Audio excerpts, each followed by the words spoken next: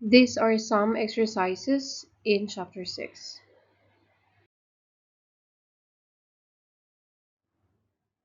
So these are the questions for chapter 6 exercises. So if you haven't solved this question, so kindly screenshot this page and the next page, then try to solve it first before watching this video. So the first and second question is about composition of function and its domain, while the third and the fourth is about the properties and graphing exponential and logarithmic function. And then number 5 is sketching the graph of inverse and an even function. And then the sixth one is finding the inverse function. And then number 7 is finding the domain of a quotient with logarithmic function, exponential function, and radical function. And then the next slide contains the part 2, which is number 8, finding the inverse of exponential, logarithmic, and rational function. And then number 9 and number 10 is about logarithmic expression by expanding it or writing in a single log. And then 11 is also application of expansion of logarithmic function. And then number 12 is solving exponential equations. 13 is about solving logarithmic equation. And then the last part, which is 14, are applications of exponential and logarithmic equations. For this question, given the function f, which is a linear function, and a function g as a radical function, find g of f and then simplify the answer. So to find for g of f, we have to put the function f for every x in the given function g. So let's substitute x plus 2 in this square root or radical. So this x squared is replaced with x plus 2 squared and then minus 4. And then simplifying this or expanding the square root of x plus 2, we will get x squared plus 4x plus 4 and then minus 4. Take note that the square root of these two terms is equal to 3 terms. And then simplifying this, we can cancel this 4 minus 4 because it is 0. So we will get square root of x squared plus 4x. So this is the result of g of f. Then for the next question, we have to find the domain of g of f in interval notation. So let us write first the formula for domain of g of f. It's equal to the domain of the result intersection the domain of f. So first, let us find the domain of the result, which is this. So this is the result of g of f.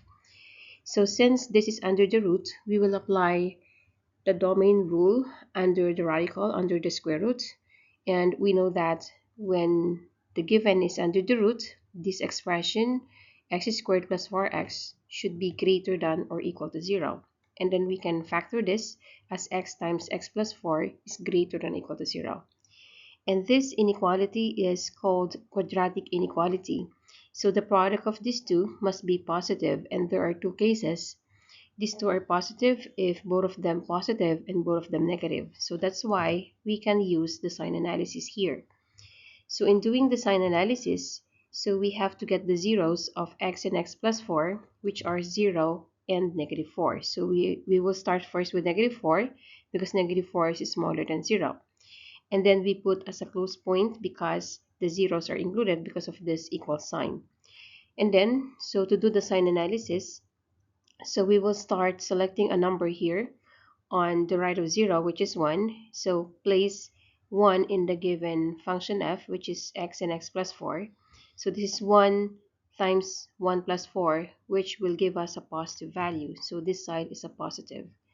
And then since x with the power 1 and x plus 4 with the power 1, the powers are odd, so it means the signs will be alternating. If the powers are even, so the signs will be the same. So at 0, so it will alternate. If this right side is positive, the left side will be negative.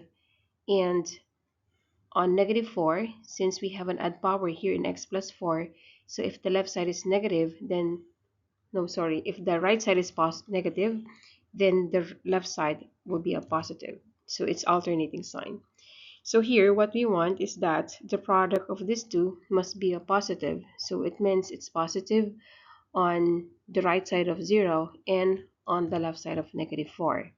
So this is the domain of the results, which we can write it as -infinity to -4 included, union 0 to infinity. And then after that, we will now get the domain of the function f. So the domain of f is all real numbers. So we can now get the intersection between these two. So if we will get the intersection between these two, it's equal to this smaller interval because this interval is smaller than set of real numbers. So that's the intersection. So this is now the domain of G circle F, which is equal to these two intervals. For this function, given functions f and g, we will find the composition of function f of g and simplify the answer, and then find its domain in interval notation. So first, let us find f of g. In solving for f of g, we will put the function g of x for every x in the given function f. So putting this function g, we will have this equation, 6 root of x minus 5 divided by 4 minus the 6th power of 6 root of x minus 5. Then after that, we will simplify this, copying the numerator and then simplifying the denominator by canceling this out. And we can see that after canceling this, we have x minus 5, and then this is subtracted to 4, so we have to make sure that we will put parentheses here. And then simplifying more, so copying the numerator again because we cannot simplify this anymore. And then denominator, it will give us 4 minus x plus 5 because you will distribute the negative in x minus 5. And then the numerator will give us 6 root of x minus 5, and the denominator is 9 minus x. And then for the second part, finding the domain of the composition. So to write the formula, the domain of f circle g is equal to the domain of the results intersection with the domain of g. So to find for the domain of the results, so the result function is 6 root of x minus 5 divided by 9 minus x. So this is a quotient. So we will apply the domain of the quotient. And in the domain of the quotient, we will start with the numerator. Since this is even roots of x minus 5, and in the rule of even roots, the expression or any number inside the even root or the radical must be greater than or equal to 0. So we have to set this x minus 5 greater than or equal to 0. So this sixth root is similar with square root, fourth root. So the radicand, the x minus 5, must be greater than or equal to 0. But then the denominator, the 9 minus x, should not be equal to 0. So we have to write, but 9 minus x should not be equal to 0. And then simplifying that, so we will move -5 on the other side. So we will have x is greater than or equal to 5, but x cannot be equal to 9. And then, so this is for the domain of the result. Then to find for the domain of the function g, our g is 6 root of x minus 5. And then we know that this is an even root. The x minus 5 must be greater than or equal to 0. And then solving for x here, so we have x is greater than or equal to 5. So then we can now get the intersection of this domain of the result and the domain of g. The intersection is from 5 to 9. 5 is included, but 9 is not, and the 9 to infinity. In this example 3, we will determine the properties of logarithmic function and analyze its graph. So first, we will find the domain of this function. Since the function is a log, we know that x plus 4 must be positive or greater than 0. And then solving for x, so x is greater than -4. So we can leave this answer for the domain of f. Or if in the given, we have to write in interval notation, so we can write from -4 to infinity where -4 is included. Then for the range, since the function is logarithmic function, we can relate the range of log as the domain of exponential. Since we know that the domain of exponential is all real numbers, so it means the range of this log function is equal to all real numbers. Next is the asymptote. The asymptote of log function is vertical asymptote. And the equation for vertical asymptote is x equal to, we have to base this vertical asymptote in this x plus 4 by equating x plus 4 to 0. So vertical asymptote is x plus 4 equal to 0 or x equal to negative 4. So this is the equation of the asymptote of this log function. Next is finding the intercepts of the function f. To find for the x-intercept, we will set y or f of x to 0. So we will have an equation 1 plus log base 2 of x plus 4 equal to 0. And then to solve for x, we will have to get rid of this log. So we have to prepare this changing to exponential form. And to do that, we need to isolate this log by moving 1 on the other side. So we will get log base 2 of x plus 4 equal to minus 1. Then we are now ready to change this log to exponential form. So we will get 2 to the minus 1 is equal to x plus 4. So from this, we can now solve for x by moving 4 on the other side. So x will be equal to 2 to the negative 1 is equal to 1 half. Then moving 4 on the left side, we have 1 half minus 4, which is equal to negative 7 halves. Negative 7 halves or negative 3.5. So I just changed this to decimal because we need to plot this x-intercept later. Then for the y-intercept, we set x equal to 0. So you would just substitute 0 in the given function in x. So we have y equal to 1 plus log base 2 of 0 plus 4, which is equal to 3. So 3 is the y-intercept. Now to graph this logarithmic function, so we have the information from the previous slide that the vertical asymptote is x equal to negative 4. So let us draw the vertical asymptote using a broken line passing at x equal to negative 4. So label it with this equation. And then the x-intercept is negative 7 halves or negative 3.5. And then the y-intercept is positive 3. So this is in the y-axis. And then let's have an extra point in between this. So I choose between negative 3.5 to 0. So I choose negative 2, and also when x is negative 2, the y value will be an integer, which is equal to 2. So you will just place this in calculator. So we have the point negative 2, 2. So that's the extra point. And then connect these 3 points using a smooth curve without straight line. And then make sure that you will put an arrows in between. And do not pass this function in this vertical asymptote. In example 4, let us determine the properties and sketch a graph of exponential function. So first, let us find the domain of the exponential function, which is all real numbers, or negative infinity to positive infinity. And then for the range of the exponential function, if it's easy to find the domain of exponential function, finding the range will follow a formula or a rule or a pattern. So let us start getting the pattern from this.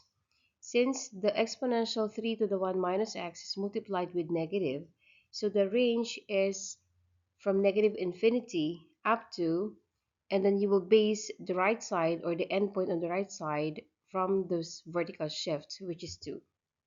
So the range is from negative infinity up to 2. And then for the asymptote, in exponential function, there is horizontal asymptote.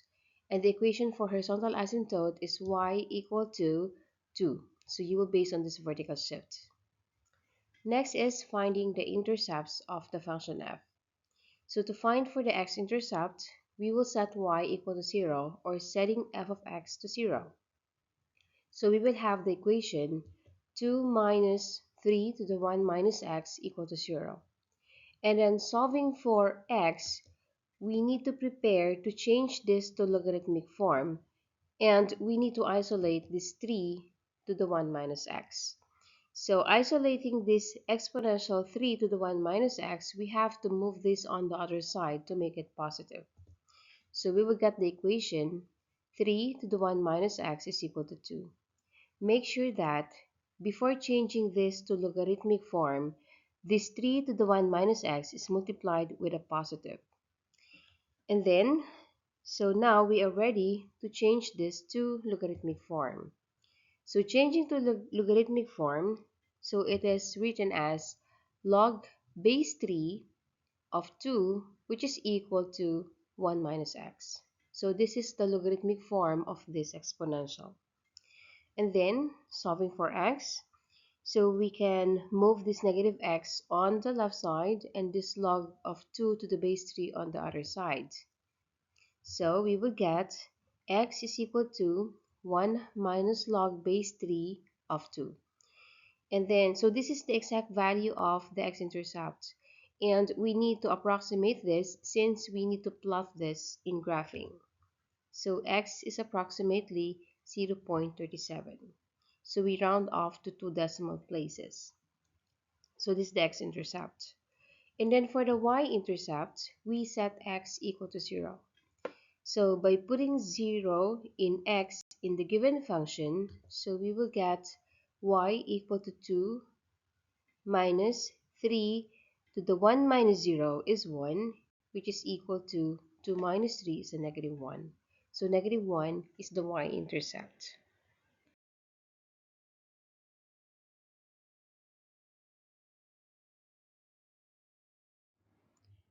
Then to graph this exponential function and its asymptote, so we have this information which is horizontal asymptote is y equal to 2. So let us draw horizontal asymptote using a broken line and label this with this equation.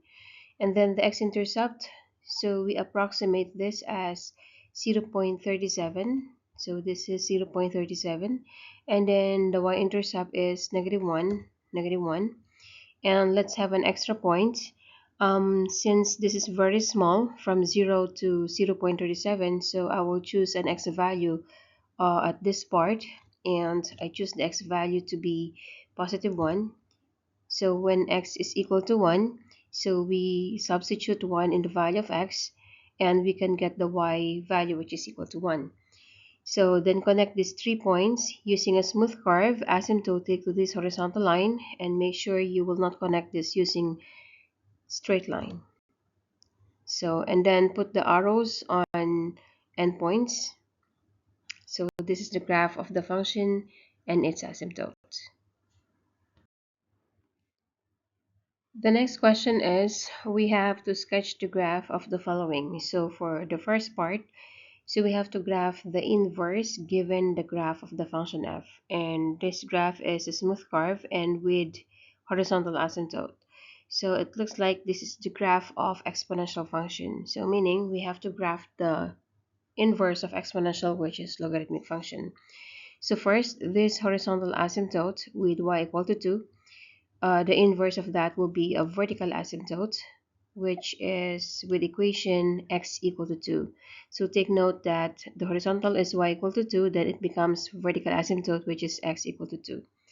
Then after that, we can graph the inverse of this function f by having symmetric with respect to y equal to x, but instead, it's better if we would just interchange the coordinates of these 3 points. So let us start with this point. So it will be on this part. So this is 0.370, then becomes 0.37.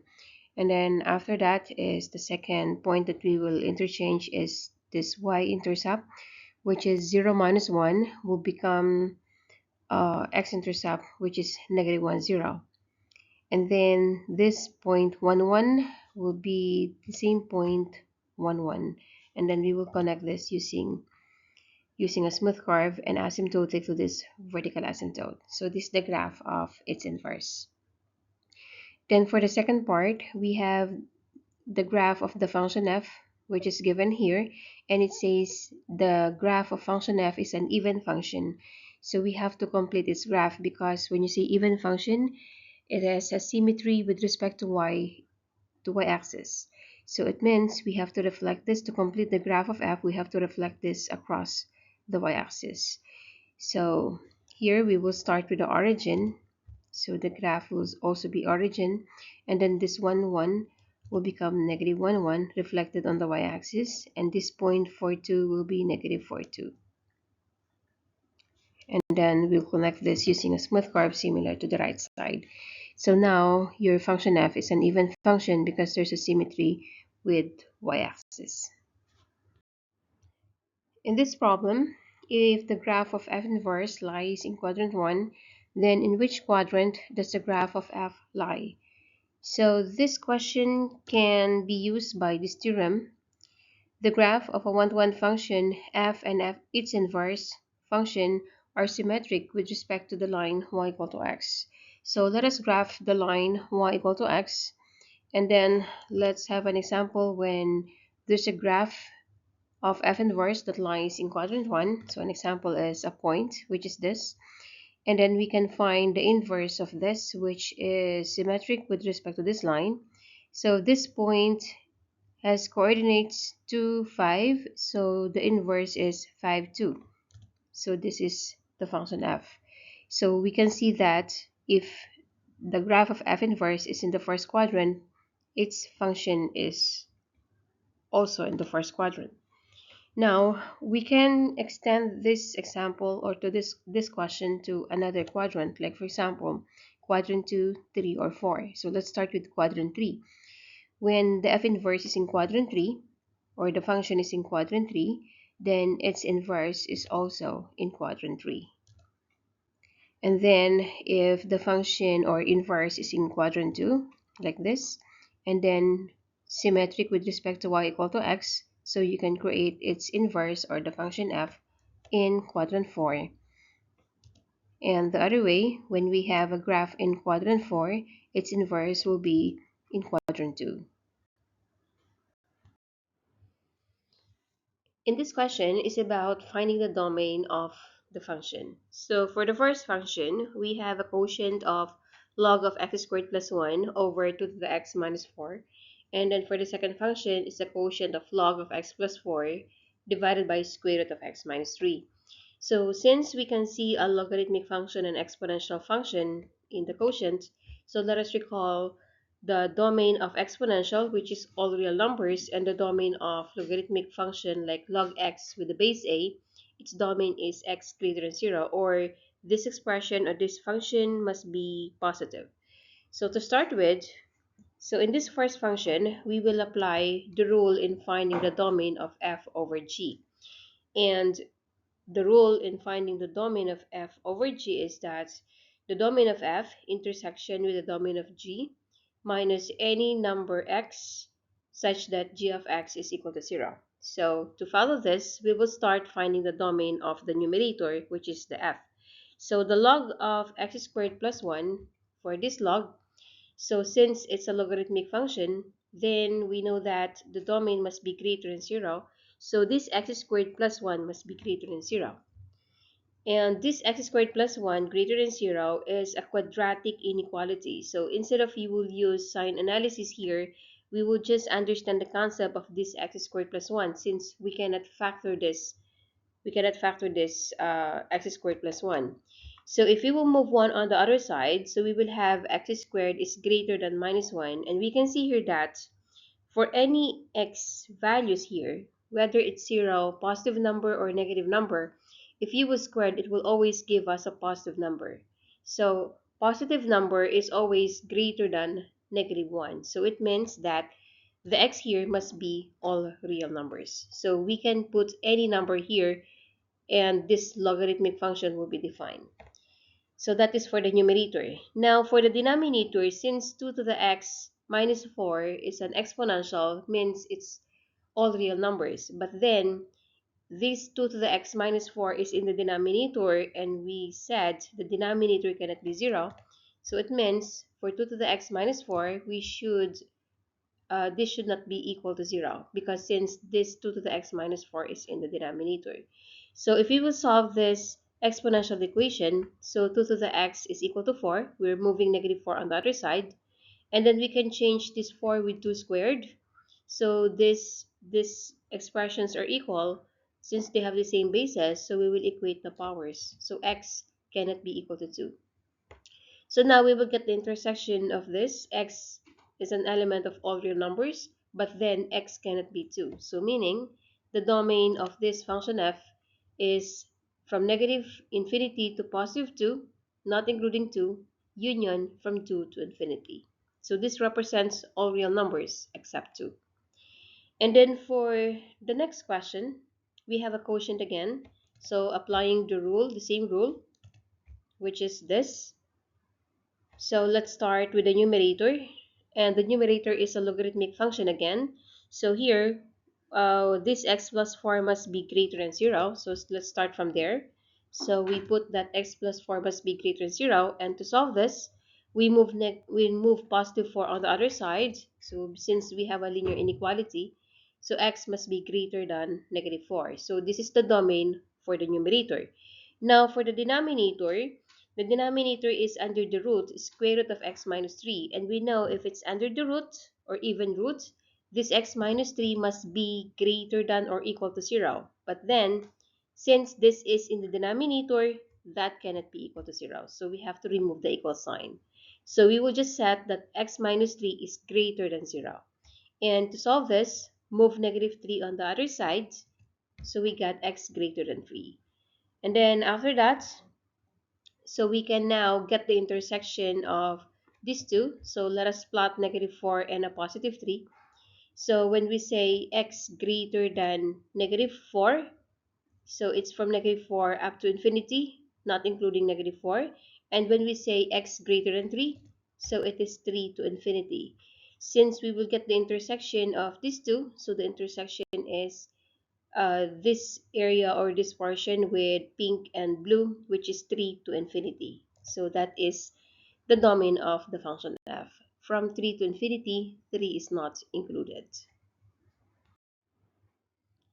Now in this question is about finding the inverse of the following functions. The first function is exponential and the second function is logarithmic.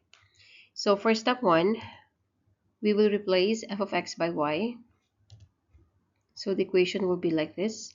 And then for step 2, we will interchange x and y. So y becomes x and x becomes y. And then for step 3, solving for y.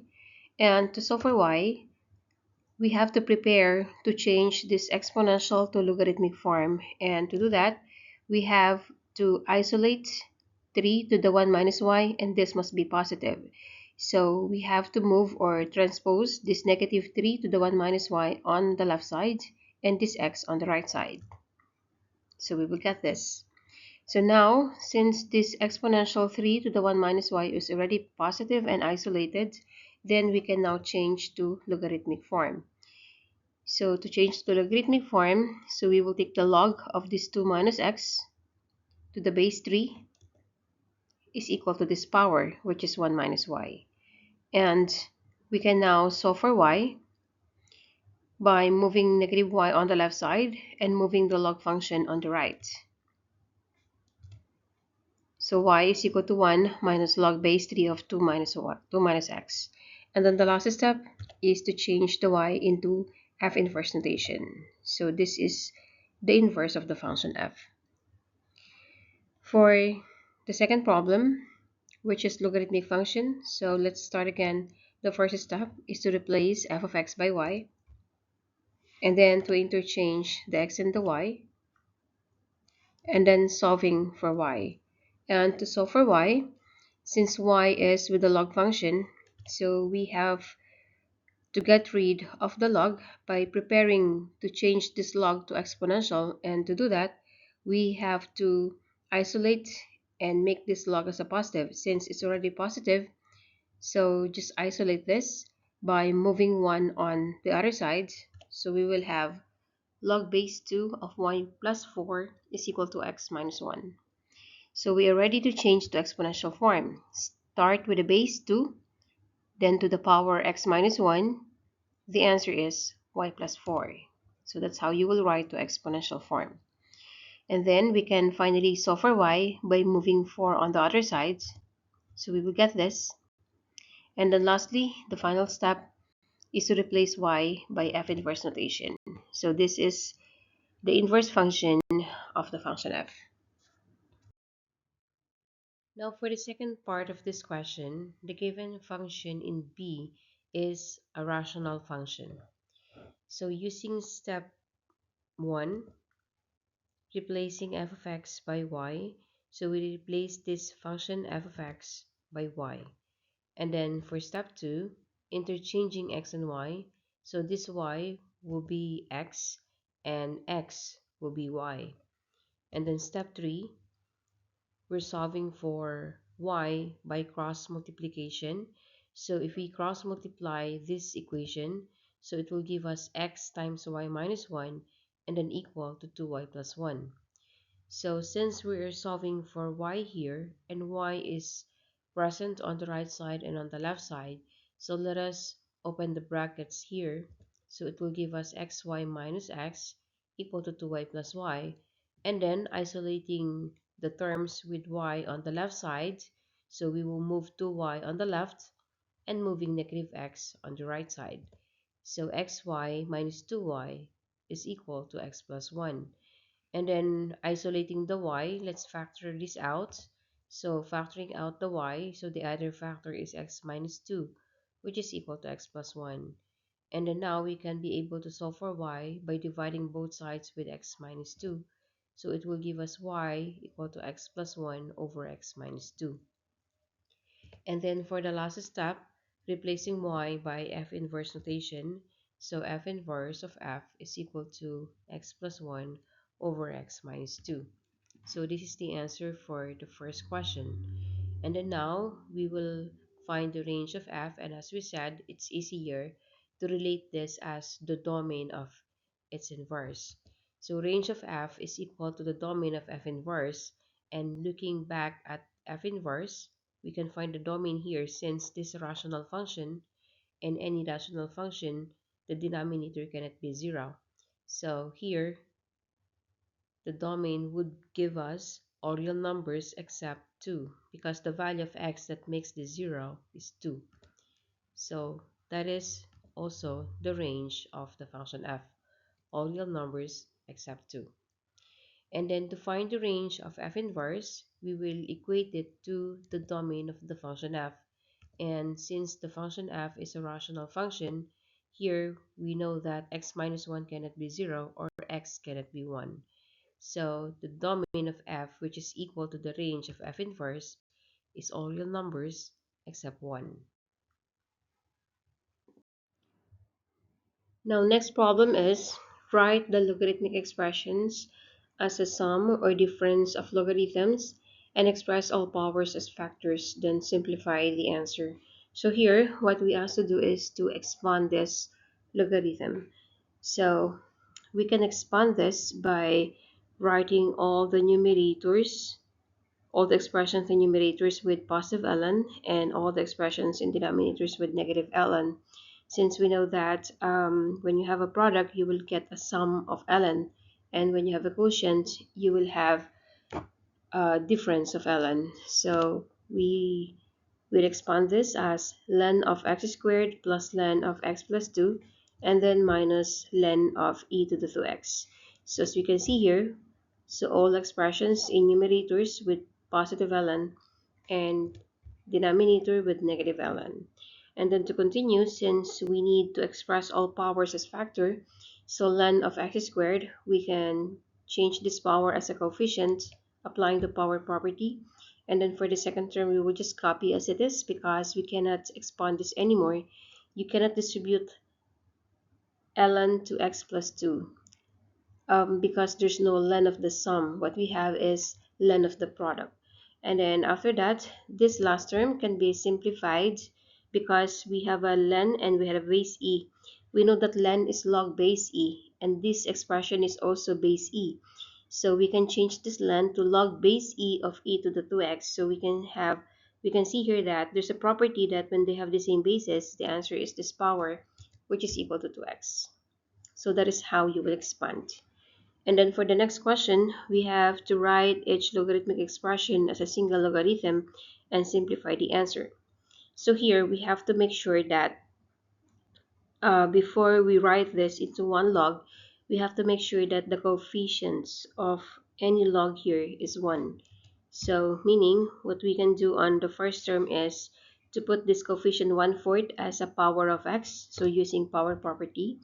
And then for the second term, this 3 will be the coefficient of x minus 1. Do not include negative in 3 because this minus is your operation that will stand for us for operation. And then for the last one, since there is no, this is a constant, we have to write this with the log base 5 because this is with log base 5, so that we can write these three terms in one log. So to write this one with the log base 5, we can assume log base 5 of 5 power 1 because when we have the same basis, the power here is the answer for this logarithm. So this can be written into this expression. So now all of this is with log base 5. Now we can do the shortcuts when the positive logs will be in the numerator. So we can write this in one log. The numerator will be the expressions with positive log. So it will give us 5 and then x to the 1/4 or 5 fourth root of x. And then this negative log here with expression x minus 1 cube will be written in denominator. So that's how you will write it.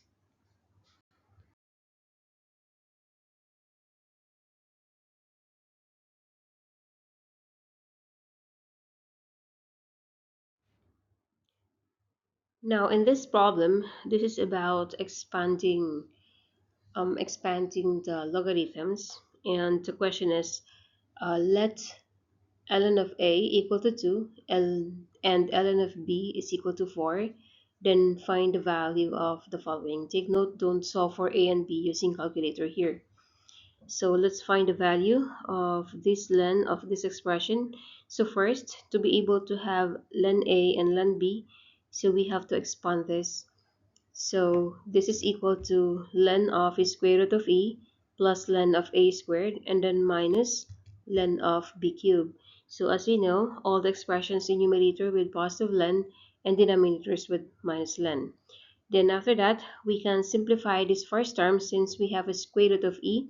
This square root symbolizes, or we can change that to fractional exponent, which is 1/2. So this is ln of e to the 1/2. Then this ln of a power 2. So to get this ln a, we can apply the power property by moving this power as a coefficient. So we will get 2 ln a. So similar with this, minus 3 ln b. And then same as the first term, we can also apply power property similar to the second and third term. So the next step here will be 1/2 ln e and then plus 2 ln a minus 3 ln b. So I just copy these two terms. And then after that, since here there is no variable, 1/2 ln e or ln of square root of e, there's no variable here. Actually, you can use calculator in finding this. Len e, if you will use calculator, that is equivalent to 1. So this is 1/2 times 1, and then minus plus 2 times len a. We know that len a is equal to 2, so 2 times 2. And then minus 3 times 4 because len b is equal to 4. And then simplifying this, we will get the value of negative 15 over 2. Now for the second equation, so we have 3 to the 5x divided by 9 is equal to 3 to the x squared plus 2. So in this equation, this will fall in case 1, wherein we can write with the same base. Because the bases that we can see here are 3, 9, and 3, and we can write all of this with the base 3. So we will copy the numerator, and the denominator, which is 9, can be written as 3 squared. So we will get 3 to the 5x divided by 3 squared is equal to 3 to the x squared plus 2.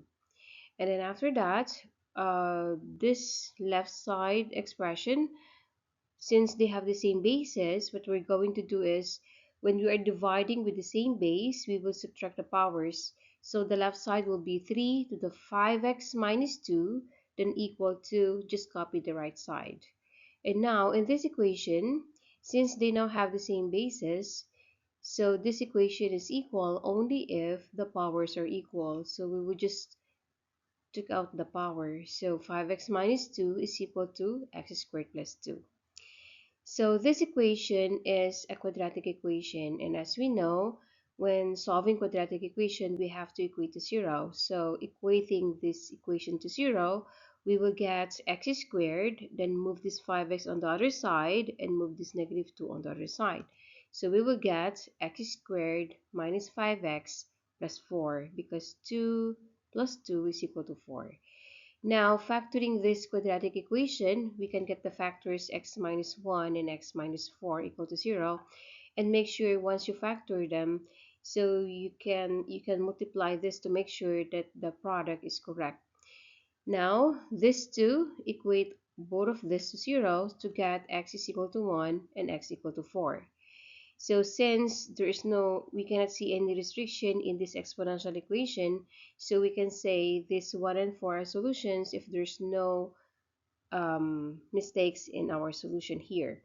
Or if you want, you can put 1 in the given and make sure that they are equal, and put also 4 in the given and make sure that they are equal. And I'm sure this 1 and 4 are solutions. So we can back our final answer. Now for the last example of exponential equation, so we have 5 to the x minus 2 is equal to 3 to the 3x plus 2. So here, as we can see here, this fall on the cases with different bases. So in bases 5 and 3, we cannot write this with the same base. So what we're going to do here is we have to take the log of both sides. So taking the log of both sides, so we will have log of 5 to the x minus 2 equal to log of 3 to the 3x plus 2. So the idea of taking the log of both sides is if the unknown variable or the x is in the power, the only way to put this as a coefficient is to have a log in these two. So that's why we took log of both sides. So now, since we already have the log on this 5 to the x minus 2, we can now apply the power property by bringing this power x minus 2 as a coefficient of this log. So we will have x minus 2 times the log of 5. And take note, this log of 5 should be multiplied to x minus 2. That's why you have to put parentheses here. So same as the right side. This 3x plus 2 will be multiplied to the log of 3.